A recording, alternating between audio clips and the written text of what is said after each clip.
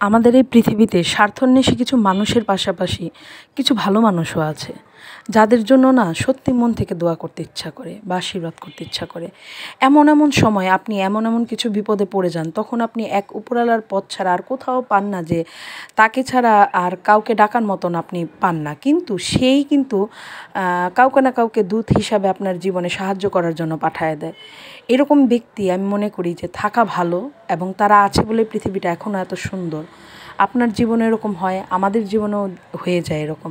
তো সেই সকল ব্যক্তিদের জন্য অবশ্যই মন থেকে প্রে করি, তারা দূরে থাক, কাছে থাক, যেখানেই থাক, খুব ভালো থাক।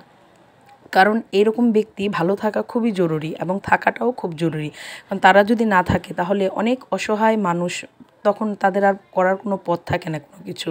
তো এইসব ব্যক্তিদের জন্য অবশ্যই মন থেকে দোয়া করি, আর তারা সবসময় ভালো থাক, সুস্থ থাক, উপরওয়ালা তাদের সুন্দরভাবে রাখুক।